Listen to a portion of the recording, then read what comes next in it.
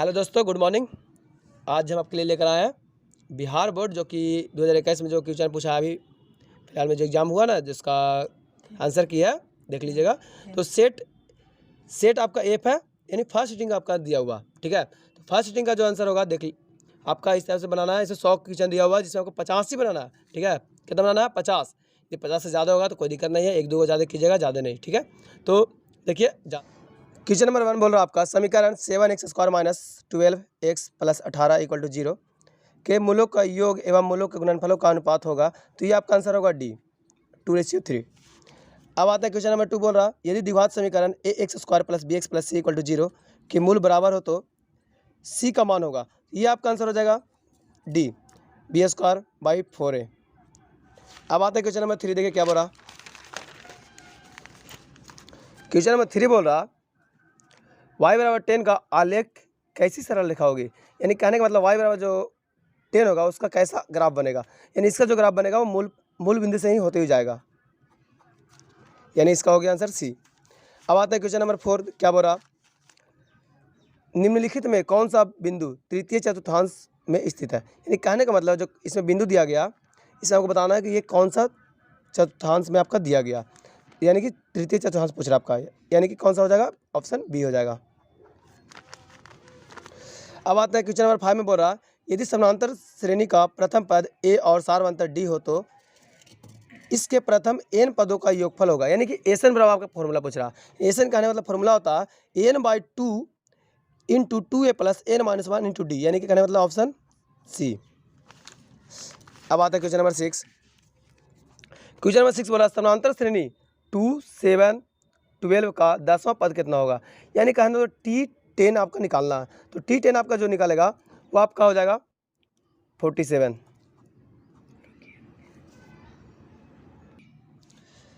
अब आते हैं क्वेश्चन नंबर 7, देखिए क्या बोला समानांतर श्रेणी 14, 9, 4, -1, -6 का nवां पद होगा।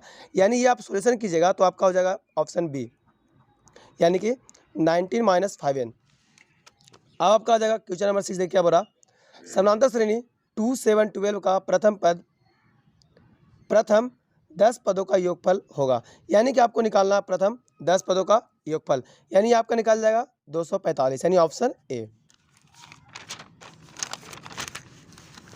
अब आते हैं द्विघात समीकरण ax² + bx + c = 0। यानी यहाँ पर जो लिखा हुआ a ≠ 0, यानी कहने का मतलब a = ≠ 0 में x का मान होंगे, यानी x बराबर का मान पूछ रहा। यानी इसका जो वैल्यू पूछेगा आंसर होगा, यानी मालूम रहना चाहिए फॉर्मूला x बराबर -b ± √b² - 4ac। यानी देख लीजिए कहाँ पर लिखा हुआ, सॉरी गलत करवा दिया। तो इसका आंसर आपका हो जाएगा सी। अब आते हैं क्वेश्चन नंबर 10। क्वेश्चन नंबर 10 बोल रहा बिंदु 9, 3 एवं 15, 11 के बीच की दूरी होगा। यानी इसका बीच की दूरी आपका हो जाएगा 10, यानी कि ऑप्शन बी। अब आते हैं क्वेश्चन नंबर 11। यदि वृत्त के व्यास के सिरों का नियामक 2, 3 एवं -6, 7 हो तो उससे केंद्र का नियामक होगा। यानी केंद्र आपका निकालना, तो केंद्र आपका हो जाएगा -2, 5, यानी कहना होता है ऑप्शन ए। अब आते हैं आपका इसमें, तो त्रिभुज ABC में P और Q बिंदु भुजा AB और AC पर क्रमशः इस प्रकार है कि PQ पैरेलल BC। यदि AP = 3, PB = 2 centimetre and AQ = 6 centimetre और QC = x हो तो x का मान पूछ रहा। यानी कहने का मतलब है आपका x का मान जो निकलेगा वो आपका निकल जाएगा 4, यानी कि ऑप्शन बी हो जाएगा। अब आते हैं ऑप्शन क्वेश्चन नंबर 13। दो समरूप त्रिभुज के क्षेत्रफलों का अनुपात 9:4 है तो उसके संगत ऊंचाइयों का अनुपात होगा। यानी कहने मतलब कि क्षेत्रफल दिया हुआ, यानी ऊंचाई का अनुपात पूछ रहा, यानी कि इसका ऑप्शन हो जाएगा बी, यानी कि कितना 3:2। अब आते हैं त्रिभुज PQR में यदि PQ का स्क्वायर = PR का स्क्वायर + RQ का स्क्वायर हो तो त्रिभुज कौन समकोण होगा। यानी कहने मतलब ये आपका थ्योरम दिया गया और इसमें आपको पूछ रहा कौन सा ट्रायंगल समकोण होगा। यानी ये आपका निकल जाएगा ऑप्शन सी, यानी कि एंगल R समकोण होगा। अब आता है क्वेश्चन नंबर 15, देखिए क्या बोल रहा। क्वेश्चन 15 में बोल रहा किसी वृत्त को दो अलग बिंदुओं पर प्रतिच्छेदित करने वाले रेखा को क्या कहते हैं। यानी कि वृत्त के दो अलग बिंदुओं पर प्रतिच्छेद करने वाले रेखा को क्या कहते हैं हम लोग? छेदक रेखा बोलते हैं। क्या बोलते हैं हम लोग? छेदक रेखा। अब देखिए आगे, यदि जीवा ए बी वृत्त के केंद्र पर 60 डिग्री का कोण अंतरित करता है तो ए और बी बिंदु पर खींची गई स्पर्श रेखा के बीच का कोण होगा। यानी कहने का मतलब है केंद्र पर 60 डिग्री कोण अंतरित किया तो ए और बीच के स्पर्श रेखा बनेगा वो आपका 120 डिग्री का कोण बनेगा, यानी ऑप्शन डी आपका हो जाएगा। अब आते हैं क्वेश्चन नंबर 17 बोल रहा, एक वृत्त का कितनी स्पर्श रेखा खींची जा सकती है, यानी कि एक वृत्त पर कितनी स्पर्श रेखा खींच सकते हैं, यानी इसका आपका आंसर होगा डी यानी कि अनंत। अब आगे आते हैं आपका देखिएगा, क्वेश्चन नंबर 18 बोल रहा, √1 + tan square A equal to क्या होगा, यानी ये आपका फॉर्मूला आपका हो जाएगा, ये आपका फॉर्मूला हो जाएगा बी, यानी कि कहने मतलब सेक। अब आते हैं 19, यानी कि ये आपका जो निकलेगा sec cosec square 57 - tan square 30 degree. यदि आप इसको सॉल्यूशन करते हैं तो इसका आपका सॉल्यूशन निकल जाएगा 1, यानी ऑप्शन बी। अब आगे देखिए, मान लीजिए क्या बोल रहा, cos 48 degree minus sin 42 degree equal to, यानी इसका वैल्यू पूछ रहा है, यानी इसका वैल्यू जो आपका हो जाएगा ये आपका हो जाएगा 0। कितना हो जाएगा? 0, यानी कि B option.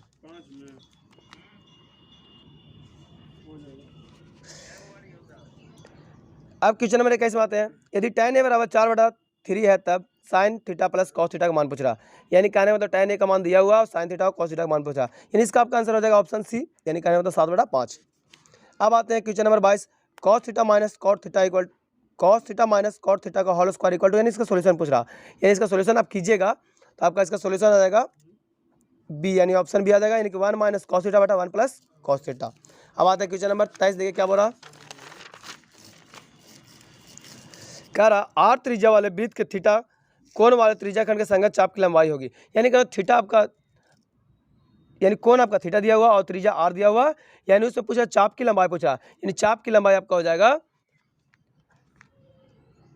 2πr theta by 360। अब आ जाएंगे कितना इसका, क्वेश्चन नंबर 24 बोल रहा, सेक 11 / cosec 79 का मान पूछ रहा होगा, यानी इसका जो वैल्यू होगा इसका वैल्यू आपका 1 होगा, यानी ऑप्शन ए होगा। एक पहिए का व्यास 40 सेंटीमीटर है और 176 मीटर की दूरी तय करने में उसको कितना चक्कर लगेगा, यानी कहने का मतलब है एक पहिया, यानी गाड़ी का पहिया जो 40 सेंटीमीटर का है जिसको 176 मीटर की दूरी तय करना, तो कितना समय लगेगा, यानी कितना चक्कर लगेगा, यानी इसका जो आंसर आएगा आपका, इसका आंसर आ जाएगा आपका 140। ट्राई कर लीजिएगा, आप लोग पढ़े ही होंगे, बनाए होंगे तो देख लीजिएगा। अब देख लीजिए क्वेश्चन नंबर 26 बोल रहा, यदि शंकु की ऊंचाई h और आधार की त्रिज्या r हो तो इसका आयतन होगा, यानी शंकु की ऊंचाई दिया हुआ और त्रिज्या दिया हुआ तो इसका आयतन पूछ रहा, तो आयतन कितना होगा, शंकु का आयतन का फॉर्मूला होता है 1/3 πr स्क्वायर h, यानी ये आपका ऑप्शन बी हो गया सही। अब आता है किसी बेलन का व्यास 28 सेंटीमीटर और ऊंचाई 20 सेंटीमीटर हो तो उसका संपूर्ण पृष्ठ का क्षेत्रफल पूछ रहा, यानी कहने का मतलब है किसी बेलन का जो व्यास है वो आपका दिया हुआ कितना 28 और ऊंचाई दिया हुआ आपका 20, तो उसका क्या पूछ रहा, संपूर्ण पृष्ठ का क्षेत्रफल। संपूर्ण पृष्ठ कहने का मतलब यानी कि आपका फॉर्मूला तो मालूम होगा बेलन का संपूर्ण पृष्ठ का क्षेत्रफल, आप उसका सॉल्यूशन कीजिए तो आपका निकल जाएगा 2992 सेंटीमीटर स्क्वायर, कहने का मतलब ऑप्शन बी आपका सही हो जाएगा। अब आगे देखते हैं क्वेश्चन नंबर 28 यानी 28, यदि किसी गोले की त्रिज्या 3 गुनी हो जाती है तो उसका आयतन हो जाएगा, यानी कहने का मतलब किसी गोले का त्रिज्या को 3 गुना कर देता है तो उसका आयतन कितना गुना हो जाएगा, उसका आयतन हो जाएगा आपका 27 गुना, यानी ऑप्शन डी सही हो जाएगा। अब देखिए क्वेश्चन नंबर आगे 29 यानी 29, यदि किसी घन के विकर्ण का लंबाई 6√3 सेंटीमीटर है तो इसकी संपूर्ण पृष्ठ का क्षेत्रफल होगा, यानी कि विकर्ण आपका दे चुका है, आपका संपूर्ण पृष्ठ का क्षेत्रफल निकालना है, इसका आप सॉल्यूशन कीजिएगा तो आपको सबसे पहले भुजा निकालना पड़ेगा, उसके बाद आपका घन का संपूर्ण पृष्ठ का फॉर्मूला लगा दीजिए, उसके बाद आपका आंसर आ जाएगा 216, यानी कि ऑप्शन बी सही हो जाएगा। इसके बाद देख लीजिए, यदि किसी शंकु के वक्र पृष्ठ का क्षेत्रफल दिया हुआ, त्रिज्या दिया हुआ और तिर्यक ऊंचाई होगी, यानी तिर्यक ऊंचाई निकालना आपको, यानी कहना तिर्यक ऊंचाई कितना होगा, इसका तिर्यक ऊंचाई आपका हो जाएगा 20 सेंटीमीटर, यानी कि ऑप्शन बी सही हो जाएगा। अब आगे देख लीजिए क्वेश्चन नंबर 31 यानी कि 31, यदि द्विघात समीकरण ax² + bx = c, यहाँ लिखा हुआ a ≠ 0 के मूल a और अल्फा और बीटा हो तो अल्फा प्लस बीटा का मान होगा, यानी अल्फा प्लस बीटा का मान होता है -b/a, यानी -b/a, यानी ऑप्शन ए आपका सही हो गया। अब आता है यदि समीकरण 3x² - 10x + 3 = 0 का मूल एक मूल 1/3 है तो दूसरा मूल कितना होगा, यानी कि इसका एक मूल आपका दे चुका, यानी एक मूल आपका दे चुका है तो आपका दूसरा मूल निकालना होगा। यानी अल्फा मान लीजिए दिया होगा तो बीटा आपका निकालना होगा। तो बीटा कैसे निकालेंगे, तो बीटा निकालने के लिए आपको फॉर्मूला मालूम होगा, यानी इसका आंसर आपका हो जाएगा डी, यानी कहने मतलब आंसर होगा 3। अब आते हैं क्वेश्चन नंबर 33 यानी कि 33। यदि किसी द्विघात समीकरण 9x² प्लस 6kx प्लस 4 बराबर 0 के मूल वास्तविक एवं समान हो तो k का मान होगा, यानी कि इसका जो मूल होगा वास्तविक और समान होगा तो k का मान कितना होगा, यानी इसका जो k का वैल्यू निकलेगा 2 या -2, इन दोनों में से कोई भी हो सकता है, इन दोनों हो सकता है, ऐसा कह सकते हैं, क्योंकि स्क्वायर है तो दो आंसर होगा, यानी कि कितना ऑप्शन सी हो जाएगा। अब आते हैं देखिए क्वेश्चन नंबर 34 यानी कि 34। देखिएगा क्या बोल रहा, कह रहा द्विघात समीकरण 4y² प्लस 4y प्लस 1 = 0 के मूलों का गुणनफल होगा, यानी इसका मूलों का गुणनफल पूछ रहा, यानी मूलों का गुणनफल करने का मतलब अल्फा इंटू बीटा, यानी कि c/a, यानी कहना तो कितना 1/4, यानी कि ए ऑप्शन आपका सही हो गया। अब देख लीजिए, यदि x + 2, 3x और 4x + 1 समानांतर श्रेणी में हो तो x का मान होगा, यानी इसमें x का मान पूछा है, यानी समानांतर श्रेणी में रहना चाहिए, यानी रेगुलर रहना चाहिए। यानी सबसे पहले ज़्यादा दिक्कत होगा तो आप वैल्यू पुट कर देख लीजिए कौन सा रेगुलर जा रहा है। यदि आपका वैल्यू पुट करके रेगुलर चल जाता है तो आपका आंसर सही हो जाएगा, यानी यहाँ पर वैल्यू पुट करने के बाद आपका 3 आपका आंसर सही मिलता है, यानी ऑप्शन सी आपका सही होगा।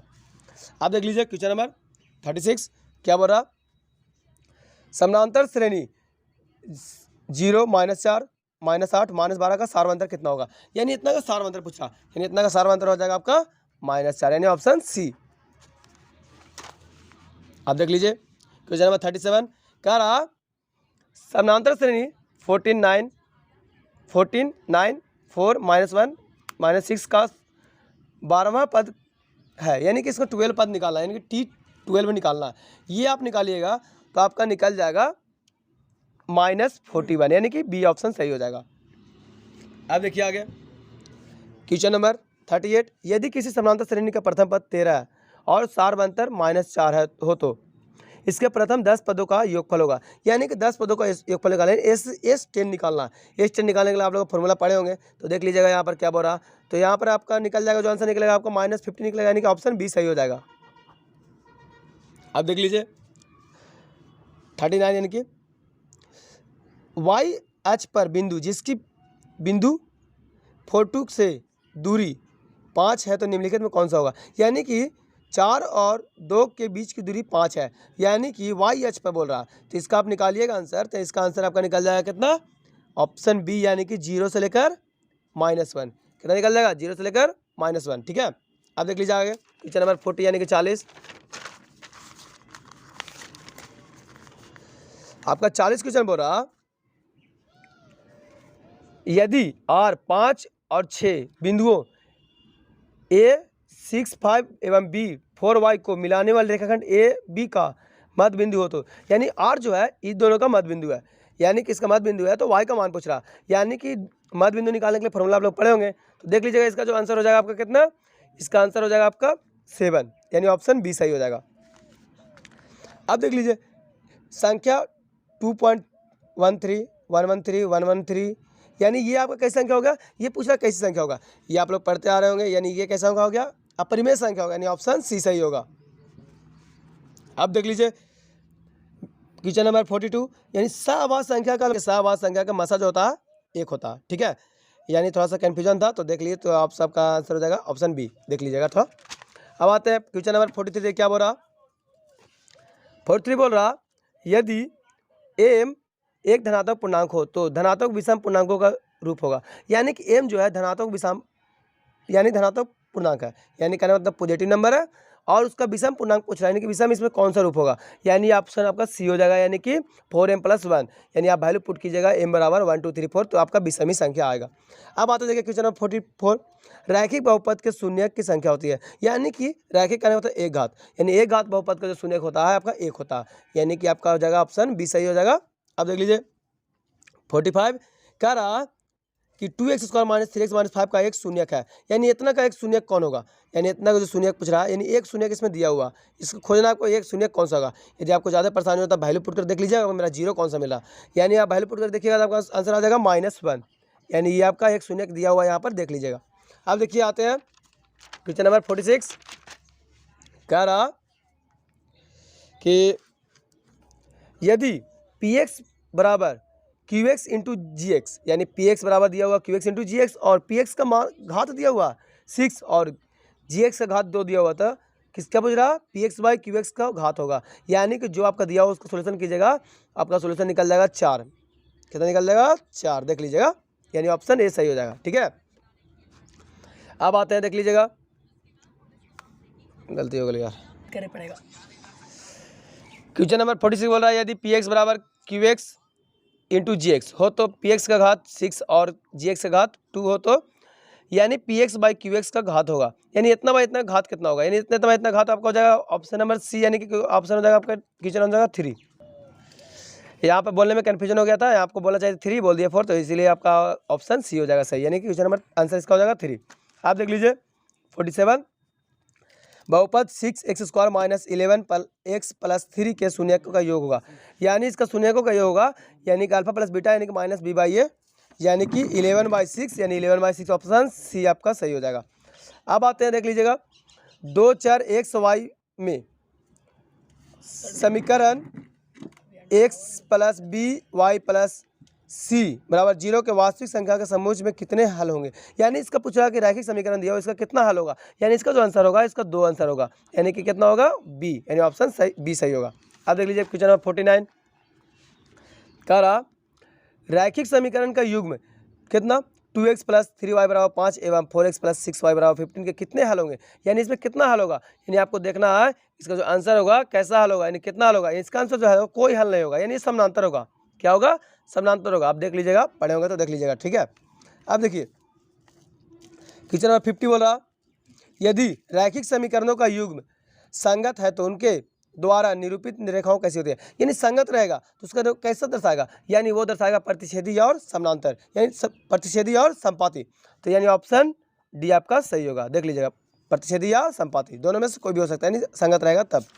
अब आते हैं क्वेश्चन नंबर 51, देखिए क्या हो रहा, कह रहा बिंदुओं 6, -5 एवं -2, -11, देखिए क्वेश्चन क्या हो रहा 51, बिंदुओं 6, -5 एवं -2, 11 को जोड़ने वाले रेखाखंड के मध्य बिंदु का नियामक यदि 2 और P हो तो P का मान होगा, यानी कहना तो इतना इतना का मध्य बिंदु आपका दिया गया तो P का मान पूछ रहा, यानी कहना मतलब P का मान आपका हो जाएगा 3, कितना हो जाएगा? 3 हो जाएगा, यानी ऑप्शन बी सही हो जाएगा। आप देख लीजिए क्या होता है 52 बोल रहा है क्वेश्चन नंबर, बिंदु -6, -7 का कोटि है, यानी इसमें कोटि कौन सा होगा, यानी कोटि आपका पूछ रहा है, यानी कि एक्स अक्ष को भुज बोलते हैं, वाई अक्ष को कोटि बोलते हैं, वाई का वैल्यू आपका ये हो गया, यानी -7 आपका, यानी सी आपका सही होगा बस आंसर। आप देख लीजिए एक्स अक्ष का समीकरण है, इसमें एक्स अक्ष का समीकरण कौन सा हो जाएगा, यानी एक्स अक्ष का समीकरण आपका होता है x0, यानी कहने का मतलब यानी y बराबर 0, यानी y बराबर 0 कहने का मतलब कितना? ऑप्शन बी आपका सही हो गया। अब आगे देख लेते हैं क्वेश्चन नंबर 54, कह रहा sec square 10 degree minus cot square 80 degree का मान होगा, यानी कहने का मतलब इसका जो मान होगा आपका 1 हो जाएगा, कितना हो जाएगा? 1। आप तो पढ़ते आ रहे होंगे ट्रिगोनोमेट्री में, देख लीजिएगा। आप देख लीजिए आगे, यदि क्वेश्चन नंबर 55 में क्या बोल रहा, यदि किसी त्रिभुज के शीर्षों का नियामक -1, 0, 5, -2 एवं इतना के केंद्रक के नियामक होंगे, यानी केंद्रक पूछ रहा, क्या पूछ रहा? केंद्रक, यानी ये जोड़कर 3 से डिवाइड दीजिए, यानी ये आपका कीजिएगा तो आपका हो जाएगा कितना?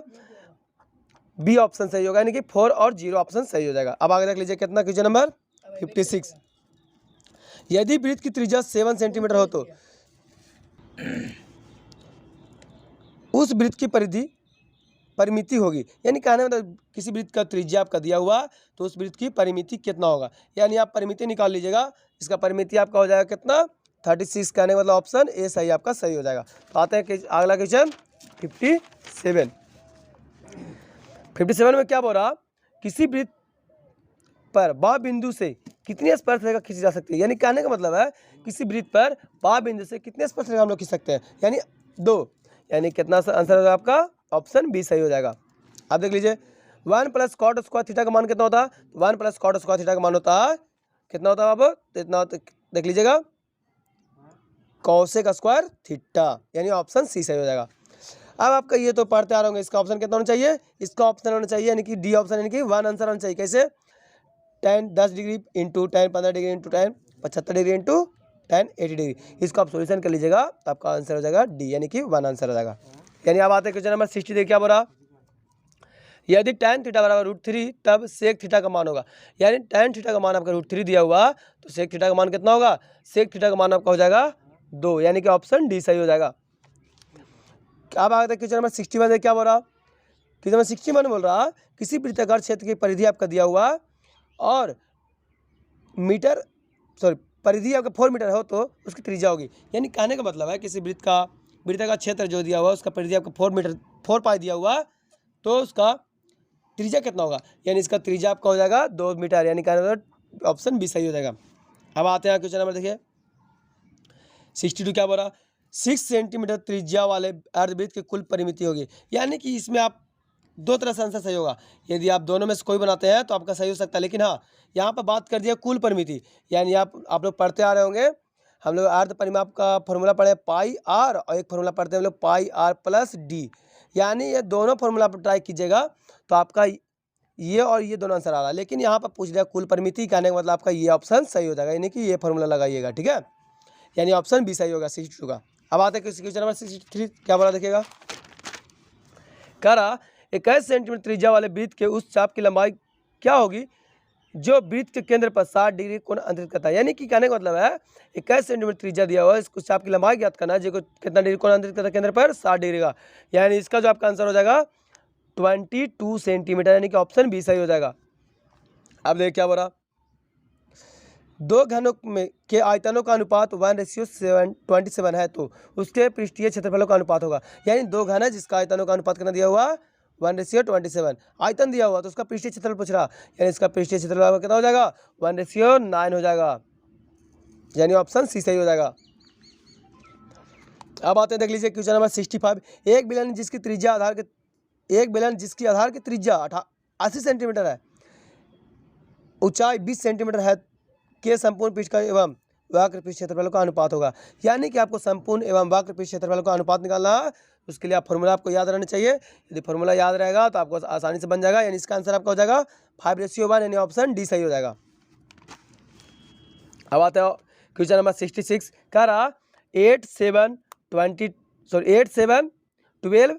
एवं 15, 10, 9, 11 के माध्यिका होगी। यानी से माध्यिका पूछ रहा है, यानी माध्यिका तो निकालने वाले पड़े होंगे, यानी इसका जो आपका आंसर हो जाएगा कितना हो जाएगा, इसका आपका आंसर हो जाएगा 10, कितना हो जाएगा 10, ठीक है, यानी ऑप्शन ए सही हो जाएगा। अब आते हैं देखिए 10, 80, 50, 60, 70, 40, 50, 90, 50, 30 का बहुलक होगा। यानी बहुलक कहते हैं अधिक बारंबारता, यानी जिसका ज़्यादा संख्या हो, यानी जिसका ज़्यादा संख्या रहेगा उसे क्या बोलेंगे बहुलक बोलेंगे। या आप इसमें चूज कर लीजिए किसका ज़्यादा संख्या होगा, यानी चूज करने पर आपका आंसर आता है 50, यानी कहते हैं ऑप्शन बी सही हो जाएगा। अब आते हैं क्वेश्चन नंबर 68, देखिए क्वेश्चन नंबर 68 क्या बड़ा, कह किसी वर्गीकृत आंकड़ों में यदि XIS वर्ग अंतराल का माध्य बिंदु FIX के संगत बारंबारता है तो एवं x बार माध्य है तो ये जो लिखा हुआ sigma n FIX by I1 equal divide by sigma n XI by FI। यानी कहना मतलब ये आपका फॉर्मूला जो पूछ रहा ये आपका ऑप्शन हो जाएगा कितना सिग्मा x बार, यानी इसको हम लोग बार पढ़ते हैं, क्या पढ़ते हैं बार, यानी इसका ऑप्शन हो जाएगा ए, ठीक है। अब देख लीजिए क्वेश्चन नंबर 69, यदि किसी घटना की घटने की प्रायिकता P हो तो नहीं होने की प्रायिकता कितना है। यानी कहने मतलब है कि प्रायिकता P दिया हुआ तो नहीं होने की प्रायिकता कितना है। फॉर्मूला हम लोग पढ़े हैं PE plus P' E equal to 1, यानी PE' पूछ रहा है, यानी कि कितना हो जाएगा आपका हो जाएगा कितना P-1, ये आपका ऑप्शन सही हो जाएगा, ठीक है। आप देख लीजिए सॉरी इसका ए आंसर ना होकर आपका आंसर हो जाएगा बी, यानी 1 - P हो जाएगा, ठीक है। तो देख लीजिएगा थोड़ा सा। अब आते हैं क्वेश्चन नंबर 70, यानी कि दो पासों को एक साथ फेंका जाता है, यानी दो पासा को एक साथ फेंक रहे हैं, दोनों पासों पर 5 आने की प्रायिकता क्या होगी। यानी दोनों पासों पर 5 ही रहना चाहिए, यानी इसका जो यानी दोनों पासों 5 एक ही बार में आएगा, यानी 5 और 5 यानी कि 1/36 आंसर आएगा, यानी कि ऑप्शन बी सही हो जाएगा। आप देख लीजिए यदि 4, 5, 9, 11 और x का माध्य 7 है तो x का मान होगा। यानी कहना तो माध्य कितना दिया हुआ है इसका 7 दिया हुआ है, यानी x का मान पूछ रहा, यानी x का मान आपका हो जाएगा 6, कितना हो जाएगा, यानी ऑप्शन ए सही आपका हो जाएगा, ठीक है। अब आते हैं द्विघात समीकरण इतना का मूलों की प्रकृति होगी, यानी इसका मूलों की प्रकृति पूछ रहा, यानी आपको देख लीजिएगा इसमें जो आंसर आ रहा है कि डी बराबर कितना आ रहा है। यदि 0 होगा तो वास्तविक का समान होंगे, डी का मान निगेटिव होगा तो कोई हल नहीं होगा। यदि डी बराबर बड़ा, डी 0 से बड़ा होगा तो आपका क्या वास्तविक और असमान होंगे। यानी यहाँ पर सोल्यूशन करने के बाद आपका आ रहा है ऑप्शन बी सही होगा, यानी कि वास्तविक और बराबर। अब देख लीजिए क्वेश्चन नंबर 73, देखिए क्या बोला। यदि 3 अल्फा बराबर 90 हो तो साइन अल्फा का मान होगा। यानी कि 3 अल्फा बराबर 90, यानी कि आपका दिया हुआ है, यानी अल्फा का मान हो जाएगा 30, तो साइन 30 का मान कितना होता है अब 1/2, सॉरी 1/2 साइन 30 का मान होता है, यानी कि ऑप्शन सी सही हो जाएगा। अब देख लीजिए यहाँ पर आप सोल्यूशन कीजिएगा तो यहाँ पर आपको वैल्यू पुट कर देख लीजिए कि कौन सा आपका सही हो रहा है, यानी ऑप्शन आपका सही हो जाएगा सी, यानी कि 0 आंसर आएगा। ठीक है, यानी 74 का कितना आंसर होगा 0, यानी कि सी ऑप्शन सही होगा। अब देख लीजिए रैखिक समीकरण का युग्म 5x + 2y = 16 एवं 7x - 2y = 2 के हल है, यानी इतना का हल कौन सा होगा। यदि आपको ज़्यादा कन्फ्यूजन कर रहा है सॉल्यूशन करने में तो आप इसे वैल्यू पुट कर दीजिए, आपका आंसर आ जाएगा। बराबर 16 आ गया या बराबर 2 आ जाएगा तो आपका सॉल्यूशन कीजिएगा तो आपको मालूम चल जाएगा मेरा कौन सा ऑप्शन सही होगा। यानी मेरा ऑप्शन जो सही होगा आपका कितना, ए ऑप्शन सही होगा, यानी x = 2 और y = 3, यानी आपका ये आंसर आ गया 75 का कितना, x = 2 और y = 3, यानी ऑप्शन ए सही होगा। अब आते हैं क्वेश्चन नंबर 76, देखिए क्या बोला। किसी त्रिभुज ABC DEF के समरूप है, यानी कि ये जो है इसके समरूप है एवं त्रिभुज एरिया इतना दिया हुआ, क्षेत्रफल इतना दिया हुआ, तो दोनों त्रिभुज के संगत भुजाओं का अनुपात होगा, यानी दोनों का अनुपात कितना होगा। यानी इसका जो अनुपात हो जाएगा कितना, 6 का स्क्वायर कितना, 6 कितना का स्क्वायर होता है 6 का, 36 कितना का होता है 6 का 49, 7 का, यानी कि 6:7 आपका आंसर हो जाएगा। ठीक है, अब आते हैं देखिए क्वेश्चन नंबर 77 क्या बोला। त्रिभुज ABC में DE पैरेलल BC इस प्रकार है कि AD बटा DE 3/5 है। यदि AC बराबर 5.6 हो तो AE का मान होगा, यानी AE का मान जो होगा 2.1 होगा, यानी ऑप्शन डी सही होगा। देख लीजिएगा। ठीक है, अब आते हैं क्वेश्चन नंबर 78, देख 78 क्या बोला।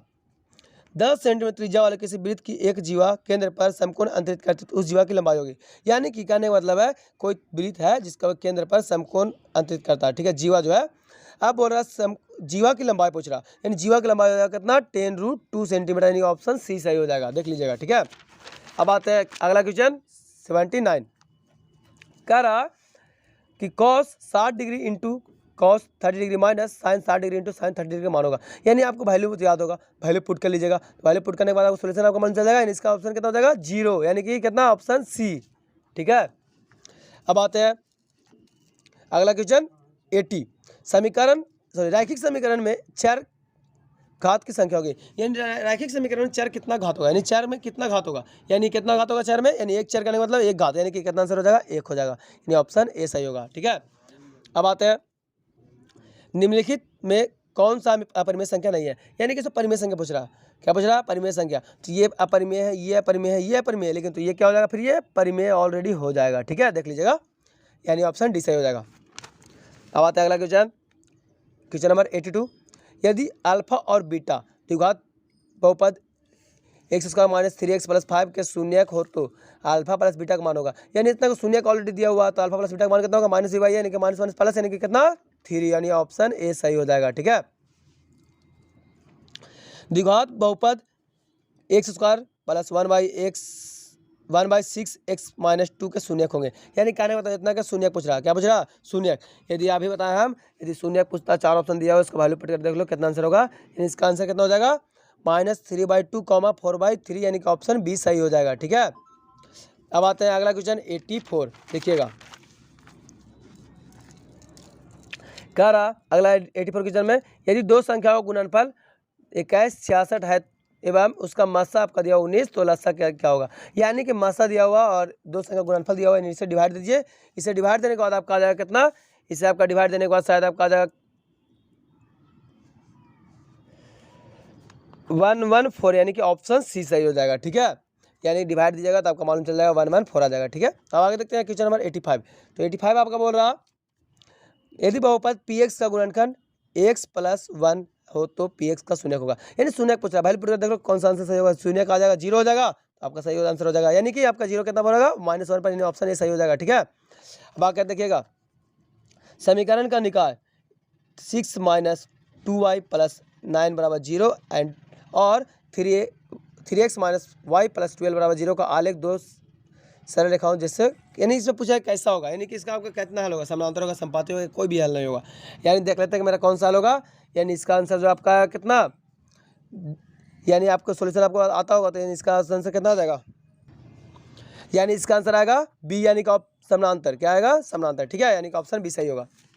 अब आते हैं 87 बोला, यदि ए बराबर 2q इंटू 3 इंटू 5 और बी बराबर 2 के पावर 4 इंटू 5 इंटू 7, तब लसक ए और बी होगा। यानी कहना मतलब इसका लसा पूछ रहा, यानी लसा यानी कि जो ज़्यादा पावर है उसको लिख लेना, बाकी जो नहीं, जो कॉमन होगा कॉमन करके, जो बच गया उसको भी लिखना, मल्टीप्लाई कर देख लीजिएगा, आपका आ जाएगा कितना 1680, यानी ऑप्शन डी सही हो जाएगा। ठीक है, अब आते हैं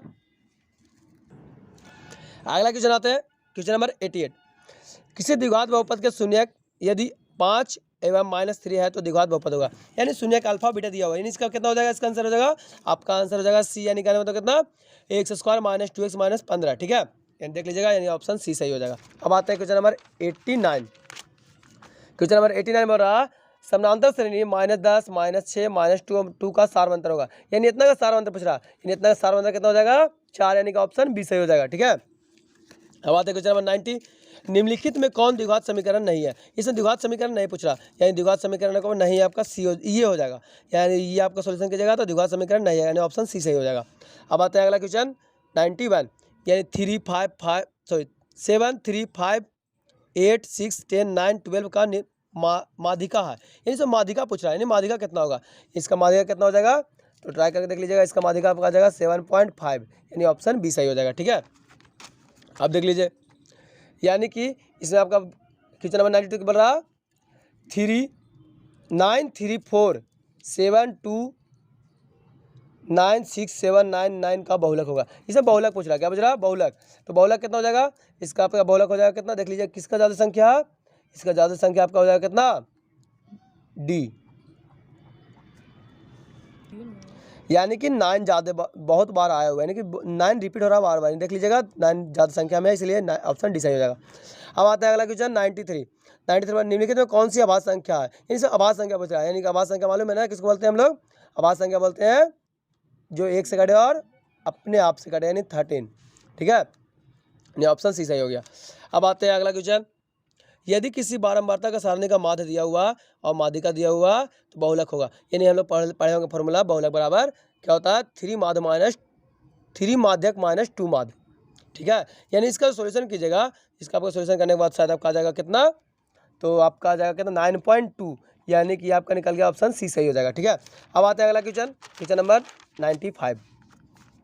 क्वेश्चन नंबर 95 हो रहा 19 और 25 का समानांतर माध्य होगा। समानांतर माध्य करने मतलब मालूम से दोनों को जोड़कर संख्या से डिवाइड देना, यानी आपका आ जाएगा कितना, ऑप्शन बी सही होगा, यानी कि 22 आंसर होगा। यानी कि अगला क्वेश्चन आपका हो जाएगा किसी घटना ई के लिए P E plus P dash ई नहीं होगा, यानी इतना बराबर कितना होगा बाबू, इसका इतना बराबर 1 होता है, कितना होता है 1। अब 2 सिक्के को उछालने पर 2 शीर्ष आने की प्रायिकता होगी। यानी कि 2 सिक्का को उछाल रहे तो 2 शीर्ष कितना बार आएगा, एक ही बार आएगा ना, यानी कितना हो जाएगा 1/4, यानी ऑप्शन डी सही हो जाएगा। अब आता है अगला क्वेश्चन, यानी कि 98 क्वेश्चन है, लास्ट सेकंड से आपका डबल लास्ट क्वेश्चन है, देख लीजिएगा आगे। यदि किसी ऊर्ध्वाधर स्तंभ की ऊंचाई जमीन पर उस स्तंभ की छाया की लंबाई की 3 गुना, यानी ऊंचाई जो है छाया की लंबाई से 3 गुना, तो सूर्य का उन्नयन कितना डिग्री बनेगा, 60 डिग्री का बनेगा, यानी ऑप्शन सी सही होगा। अब आते हैं सेकंड लास्ट क्वेश्चन। ठीक है, सेकंड लास्ट क्वेश्चन देखिए क्या बोल रहा, क्वेश्चन नंबर 99, यदि यदि ए और बी आभास संख्या हो तो लसा कितना होगा, यानी ए और बी आभास संख्या है तो यानी कितना हो जाएगा a गुना बी, यानी कितना हो जाएगा ऑप्शन सी सही हो जाएगा, यानी कि a गुना बी होगा। लास्ट क्वेश्चन आप देख लीजिएगा, निम्नलिखित में से कौन किसी घटना की प्रायिकता नहीं होगी। यानी कि पूछा कौन सा प्रायिकता किसका नहीं होता, तो प्रायिकता हमेशा कितना होता है, 1 होता है। 1 कहने मतलब 1 से ज़्यादा नहीं होगा, यानी 1 से कम होगा, और माइनस में नहीं होगा, तो माइनस में दिया हुआ नहीं है, लेकिन 1 से ज़्यादा दिया हुआ कौन दिया हुआ, देखिए ये 7/4, यदि डिवाइड देते हैं इसको तो 1 पॉइंट समथिंग कुछ आएगा, यानी ये आपका सही हो गया, यानी कि ऑप्शन डी, इसमें प्रायिकता नहीं है। अब ये था आपका फर्स्ट रीडिंग का क्वेश्चन, जो कि आपको बिहार बोर्ड में पूछ चुका है। ये आपका 100 क्वेश्चन था, जिसमें आपको 50 क्वेश्चन ही बनाना था। ठीक है, तो आप लोग देख लीजिएगा कितना सही हुआ कितना गलती हुआ। ठीक है, तो यदि आपको वीडियो अच्छा लगा हो तो लाइक और सब्सक्राइब जरूर करें और आगे शेयर करें। ठीक है, जय हिंद।